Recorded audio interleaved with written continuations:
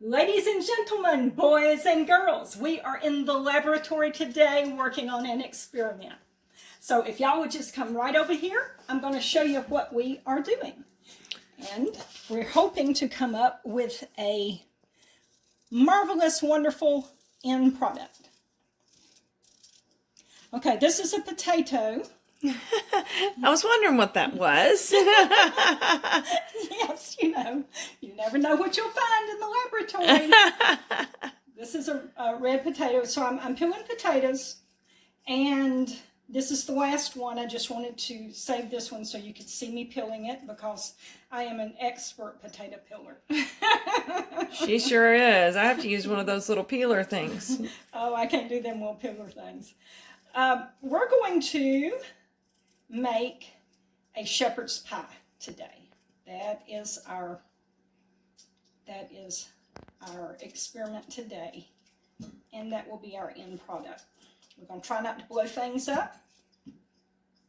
So I've almost got these potatoes cubed up. See, I'm cubing them up in this pot. Yeah, you might want to look over in here. All right, now let me go to the sink and rinse them a little bit and put some water on them. Just need to rinse them off a little, make sure we got them good and clean. Now, in the past, I've had your shepherd pie, and it is very delicious. Oh, well, thank you. That's a wonderful endorsement from my best buddy. All right, so we're just going to barely cover these up. We want to cook these potatoes until they're tender, and what we're going to do is we're actually going to make homemade mashed potatoes from scratch. That's what we're going to do with this. So we're going to just bump this up to almost high and let that start boiling. And over here in this pot, I've already started the cooking process. This is some ground chuck. I'm letting it cook. Once it's done, we're going to make some gravy to go with it.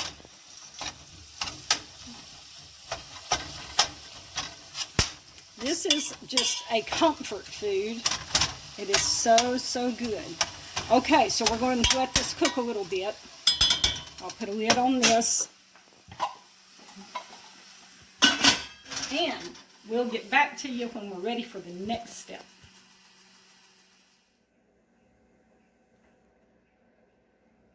All right, students, let us continue to the next step of this experiment.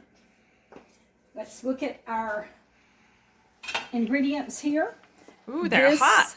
Yes, this is our potatoes. They are done. Let me show you how to know when they're done. Just get a fork. The fork will stick in them easily. See how it breaks apart? Oh, yeah, they're tender. These potatoes are done. Okay, we've got a little water. We want to drain this water off. Okay, so you didn't cook all the water out of them. No. So and this extra water, we don't need this extra water because if we leave it in here, then everything is watered down and will not be as flavorful, as rich. So we want to get rid of that water because we're going to put real butter and we're going to put heavy cream in here. And we don't want it watered down. Okay. And something I learned in the pause is that you can cook potatoes on a higher boil to get them done faster, or on a lower boil if you have more time and don't want to stand over them and watch, make sure that they don't boil over. That's right. We're working fast tonight, though. We're trying to get stuff done. So I cooked them on almost high.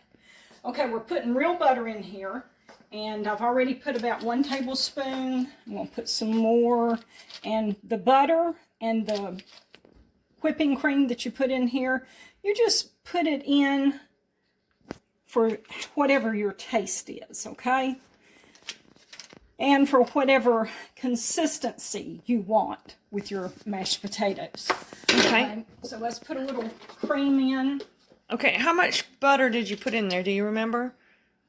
I put 2, 3, 4, 5, about 6 tablespoons. About 6 tablespoons? Yeah. And do you remember how many potatoes it was? It was 6 potatoes. Okay, so we got a tablespoon of butter per potato, about, approximately. And now we're doing heavy whipping cream, or I've put some heavy whipping cream in. We want to put some. And was that just a splash of heavy It whipping was cream? probably a half cup, something like that. Okay. So we're just going to lightly salt this. You don't need a whole lot of salt because our meat and gravy is going to have plenty of salt in it. But you just need a little light salt. Let's put some black pepper in it. That was spoken by the person who uses the big container for salt. It's just a light salt. That's not what I call light salt, but you know, everybody salt it and pepper it to your own preferences. Y'all see me using this box of salt? Yeah, she uses Morton's. I use, oh yeah, Morton's I do.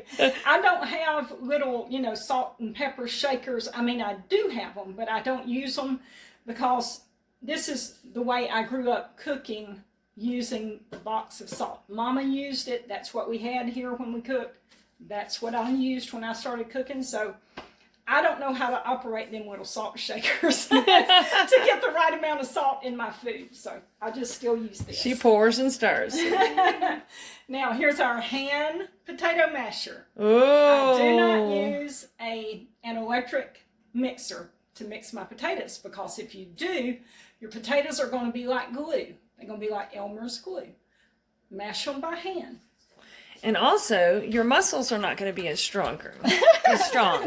Right. See, this is a good workout. Yeah, look at the muscles in our hand and our forearm there, just getting a good workout. I bet her shoulders getting a good workout. It's a good thing I've got on this long sleeve shirt, or you would see my muscles bulging. Yeah, they would just be, you'd be so envious. Okay, so we're mashing them up a little bit, and we need to add a little more cream. Okay, and how come we need to add more cream? How do you know that? It's thicker than what I want it to be. See how it's Oh, just yeah, a big it's blob just like a that? blump. So we want it to thin down some. So I have it, yeah, I got a little bit left right here. All right, so I'm pouring a little bit more in there. Probably I poured maybe another 1/4 cup in here. Okay. So you can just start with a little and just keep adding the heavy whipping cream as you see that you need more. Correct. Yeah, that's the best way. You don't want to pour a whole lot in it because you can't take it back out, you know. So if you pour too much in, well, you're just stuck with it. So just pour a little at a time. Okay. And yeah, that's much more moist there. Okay, this is still a little bit. Okay. Can you like scoop some up so we can see real good? Because I'm not sure I'm getting a good view for them. Okay. So yeah, you don't have as big a clump on your deal. Make it just a little bit more. Okay. Guys, you can tell I kind of need specific instructions. I'm not as versed at this as Denise. She's got it down though. I remember my mom doing her mashed potatoes using a hand potato masher when I was just a kid, teenager and stuff. I guess she done it just because maybe she didn't have an electric mixer. I don't know. Okay, now, it's very important to hit this potato masher up against the pot. Okay. Why is it important to make all that much noise? Well, it's just tradition in the Cochran family that when you're cooking, if you have, you know, a spoon or whatever you have, you make sure you hit it at least 3 times. Very important. Okay. And then you let the potato masher off. And then you'll know if you need to add more salt or pepper. And I need to add some more salt. So let's add a little bit more salt. Okay. Stir that up. Stir it up. Stir it up. The mad scientist in her laboratory. Okay. So that's looking that good. is made. Now, I know that you see that I made my mashed potatoes from scratch. We don't do that little pouch or little box, those fake potatoes that you get out of the store. We do the real thing, the genuine. It's like I said about the pure vanilla flavoring in some of my candy. videos, don't be a hypocrite. Use the genuine. Use the pure. Be real. Yes, be real. Be yourself. Okay, we've got our ground chuck cooked. It's browned. Look right over here in the edge. Do you see that liquid Grease. there? Yeah, that's the grease off of the ground chuck. Okay, Now, and it's browned very nicely. yeah. And if you want to make a homemade brown gravy, then that's what you're going to want to use, is this liquid right here in the bottom. Okay. So you would get your chuck out of here, set it over on a plate or whatever, leave the liquid in here, and make a homemade brown gravy. I've done that before, but I don't care for the flavor of the homemade brown gravy in this recipe. So I'm going to drain this grease off. I've got a little bowl right here.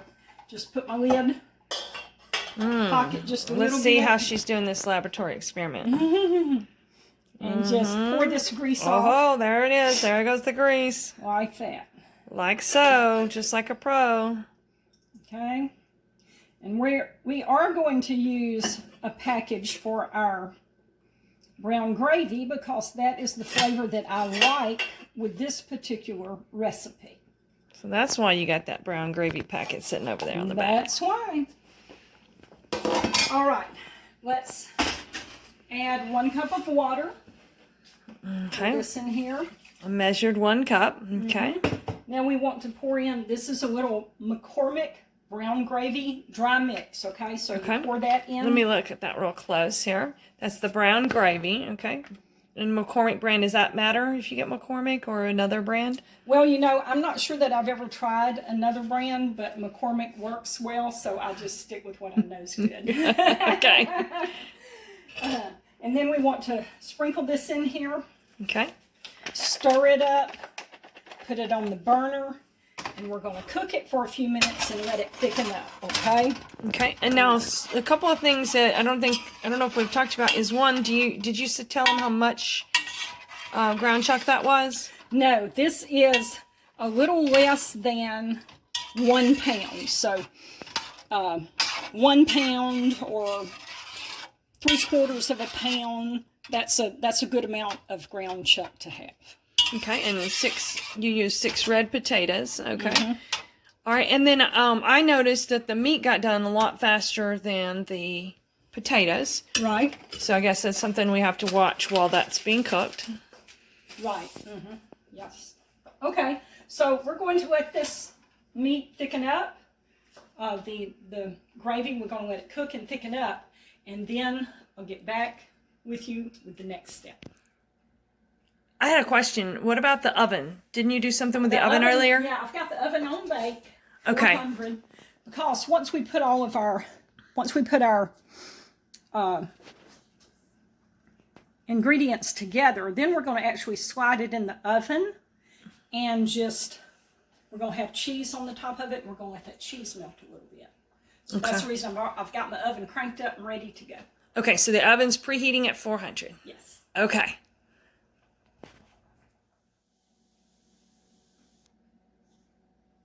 Next is step number 3. We're going to put everything in the casserole dish. Look here at the meat and the gravy. See, the gravy is thickened up real good. We're going to put this in the bottom of the casserole dish. I don't know if see if I can turn this where you can see what I'm doing. Looks delish.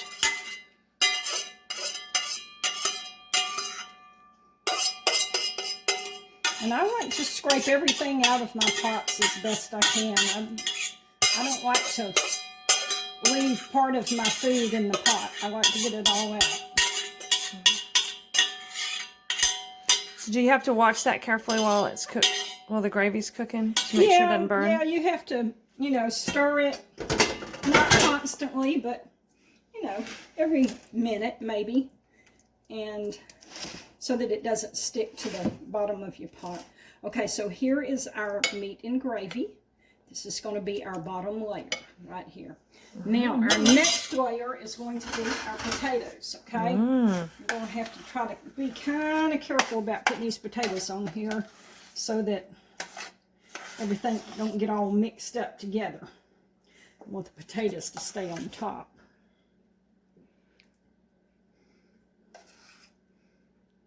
So you just have to kind of slowly put them in there.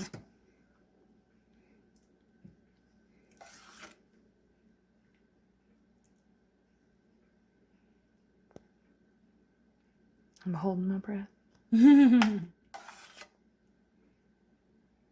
this will take just a minute to get these potatoes on here. Can't just dump the whole glob on it, because if you do, it'll just go push right down in the middle, and then the gravy will come up all around it. And you want your potatoes on top, because that is the way that shepherd's pie is done.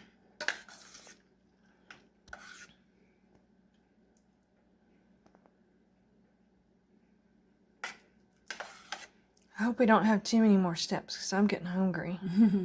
We only have one more step after this, and that is to put it into the oven and let the cheese melt on top, and then we will be ready. Ooh, cheese. Cheese makes everything better. That's what I think. I think you stole that from me. I think I did. And we're going to put sliced cheese on top of this. I use Kraft Deli Deluxe because I have tried different cheeses, and that is my favorite as far as sliced cheese goes. Kraft Deli Deluxe is my favorite. So that's what we're going to put on here. She got about everything out. Well, I'm still working on it. I still got one little spot I need to cover up with potatoes. So, still working on it. Let's see if I can scrape it off with my finger and cover that spot up. Almost. Yes, I think we're going to make it. Okay, good.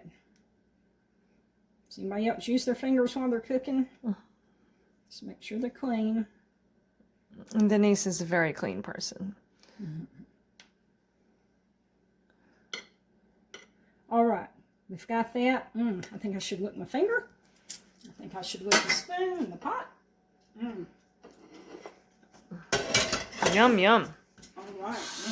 Let me come up in and get a close-up look at that, ladies and gentlemen. Boys and girls. Oh, yeah, there might be boys and girls watching, too. All right. And that's a classic casserole dish right there. You see the blue on the front? Oh, do y'all see this? Classic. This is a, what? Corningware. This is Corningware. And I got this, probably somebody gave it to me when I got married, which has been many moons ago. And I have seen on Facebook before, you know, pictures of like these casserole dishes. And they're like, does anybody remember when your mother used to use them? And I'm thinking, I still use them, okay? Well, you are a mother. That's true. All right, we're going to put our Deli Deluxe cheese on here. Okay. Let's just kind of... Let's see this construction project in progress. Yes, cover it up nicely. Okay. Break your cheese in too if you have to. Let's get some more. Maybe 2 more slices. Okay, we're going to have to break this cheese up. It looked good before, but it's looking better now.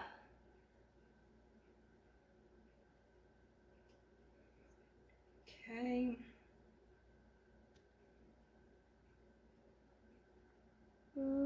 We may as well just use it all. Okay, put that right there.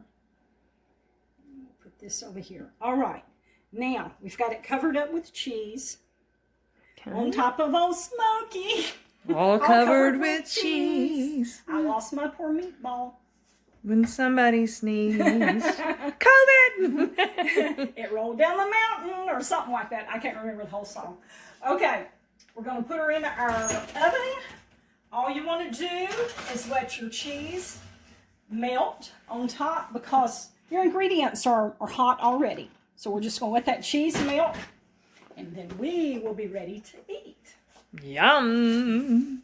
So I'll get back with you when I pull it out of the oven.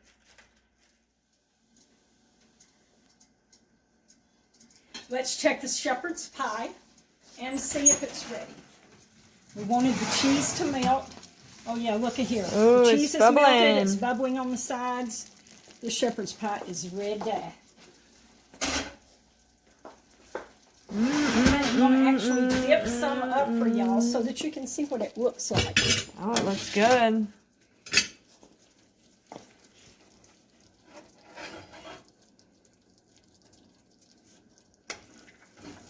So here we go. Our meat and gravy's on the bottom, potatoes, and then melted cheese on top. That is our shepherd's pie. And I'm dipping this up for me to eat. All right. Yeah, we have some collards to go with it. That's on another video that she made. Yeah, I've got the And collards some back homemade here. biscuits. So that is going to be our supper tonight. Oh, by the way, have y'all seen my Santa Claus hat? Hey, Santa. So it's Christmas time, and I always wear this Santa hat. I bought this hat when I was 18 years old. That's only been a year or two ago. And I wear it every year. And show them our Christmas tree. The Christmas tree. Yes, Denise did the decorations on this. And look at how nicely she decorated the table.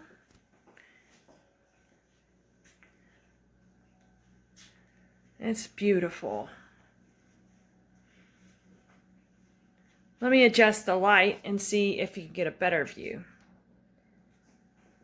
Now you get a nice view, and you can see Santa in the background.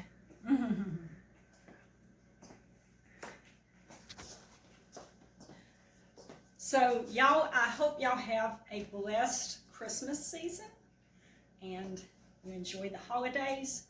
And let's remember there's a lot of festivities and things going on, but let's remember what it's really all about, and it is that God sent us a Savior into the world so that we could be saved, and that's Jesus Christ, and we're thankful for that.